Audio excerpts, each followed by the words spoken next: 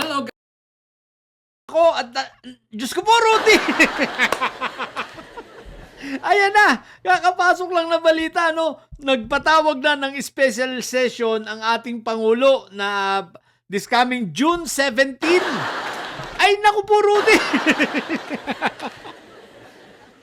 Ito na ang hinihintay ng marami. Ang tanong, dadalo kaya dito si Auntie Petra?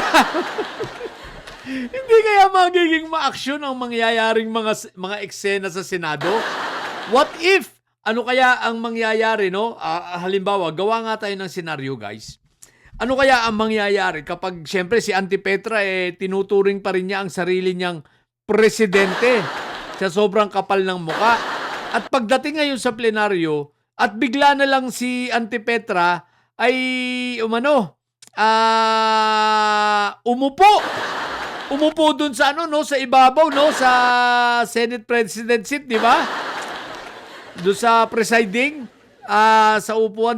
Paano kaya kung umupo siya roon bigla? Di ba? Ano kaya ang mangyayari? Baka mag-walk out bigla at o malamang paprangkahin siya ng mga senador, no? Pero dito, malamang-lamang na, palagay ko, magkakabistuhan na ngayon. Mga didilis, magsiiyak na kayo. Pati si Mike Diferencia, umiyak ka na. Aba, si Mike Diferencia, may napanood ako, no? Ang sabi ba naman ni Mike Diferencia, masama daw ang plano. Ang plano raw talaga ay, para sa special session ay patalsikin si Auntie Petra, no? At hindi na raw kailangan dapat ang special session kasi may pondo na. Kung di ka pala naman bobong hinayupa ka, hindi lang naman yung pondo ang pag-uusapan sa special session, pati yung mga kawaawang mga promotion ng ating mga sundalo, ng mga kernel na dapat ay maging full-fledged general na sila, hindi matuloy-tuloy dahil nga sa hindi pa nako-confirm ang kanilang appointment nung kanilang promotion. Kaya wag kang tanga. Tapos ang daming batas na dapat ay maipasa nila. Paano hindi mangangailangan ng special session?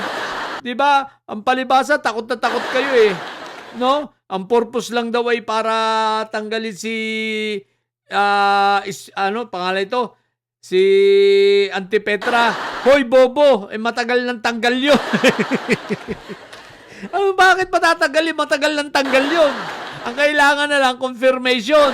Ngayon, magkakaalaman sa June 17, matutuldukan na lahat ng ito.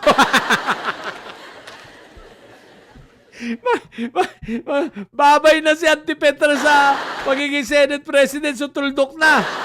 Lahat ng ito, sa madaling salita, dahil solid ang 11, matatapos ang termino ni PBBM, wala nang papalit. Si Senator Sherwin na ang siyang Senate President.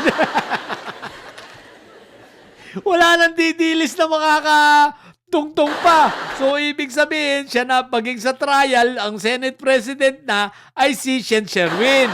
So, siya nang automatically, siya ang dapat magiging presiding officer. Pero since meron silang bagong resolution na minodify nila, so depende pa rin sa kanila yan.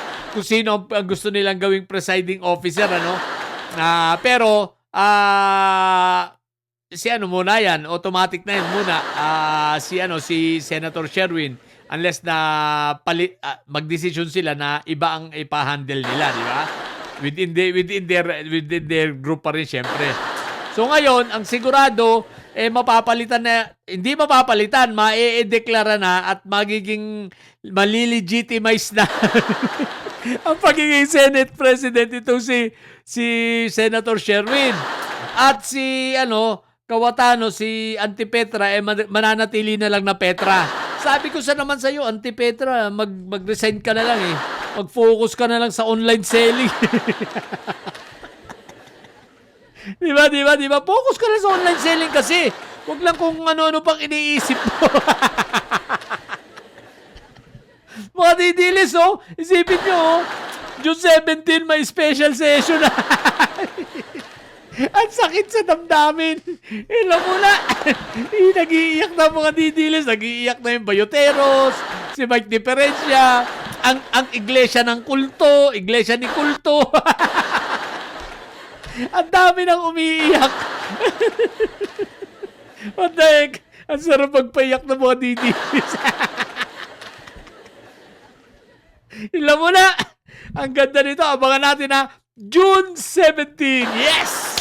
Sa mga bobot didilis dyan, manatili kayo mga bobot may sayan sapagkat ang may sayan ay laging high blood. Bye!